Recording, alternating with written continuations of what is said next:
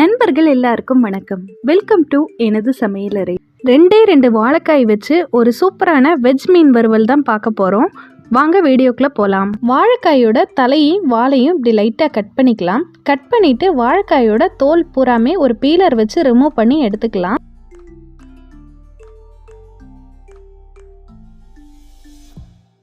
தோல் எடுத்த அடுத்த செகண்டே இதை ஒரு தண்ணியில் தான் போட்டு வைக்கணும், இல்லாட்டினா காரில் அடிக்க ஆரம்பிச்சிரும். தண்ணியில் போட்டதுக்கப்புறமா இதை பீஸாக கட் பண்ணிக்கலாம்.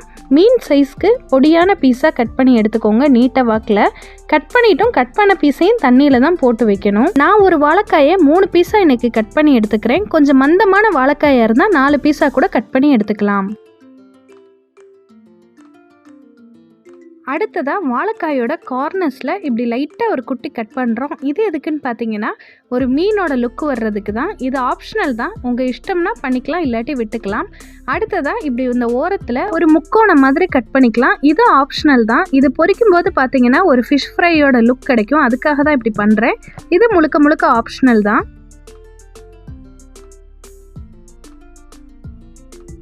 இப்படி எல்லா பீஸையும் கட் பண்ணி தண்ணியிலே போட்டு எடுத்தாச்சு பாருங்கள்.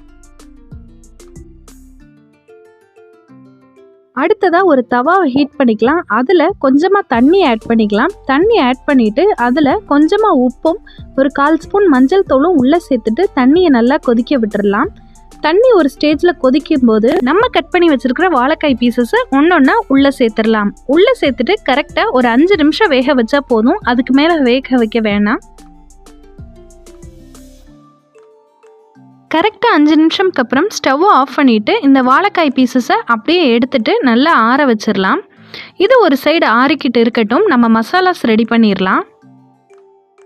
ஒரு அகலமான பாத்திரத்தை எடுத்துக்கலாம். அந்த பாத்திரத்தில் ஒரு முட்டை, 1/2 ஸ்பூன் இஞ்சி பூண்டு paste, 1/2 spoon Kashmiri chilli powder, 1/4 spoon normal chilli powder கூட யூஸ் பண்ணிக்கலாம், 1 ஸ்பூன் தயிர், 1/2 பீஸ் லெமன் ஜூஸ், உப்பு தேவையான அளவு, கார்ன்ஃப்ளவர் மாவு 2 ஸ்பூன், கடைசியாக ஃபிஷ் மசாலா உள்ளே சேர்த்துக்கலாம். கரெக்டாக நான் 2 ஸ்பூன் அளவு சேர்த்துக்கிறேன். எந்த பிராண்டில் வேணாலும் ஃபிஷ் ஃப்ரை மசாலா உள்ளே சேர்த்துக்கலாம். இது எல்லாத்தையும் சேர்த்துட்டு நல்லா மிக்ஸ் பண்ணி விட்டுக்கலாம்.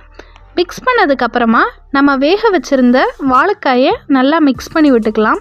2 சைடும் நல்லா மசாலா கோட் ஆகிற மாதிரி பார்த்துக்கோங்க.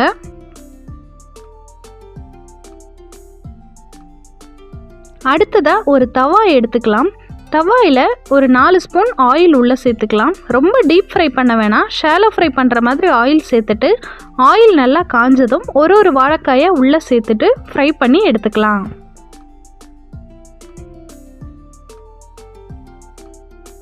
ஸ்டவ்வை மீடியமான ஃப்ளேம்லேயே மெயின்டைன் பண்ணுங்கள். ஒரு சைடு குக் ஆகவும் இன்னொரு சைடும் பெரட்டி விட்டுக்கலாம். இப்போ நம்மளோட வெஜிடேரியன் ஃபிஷ் நல்லா குக் ஆயிடுச்சு.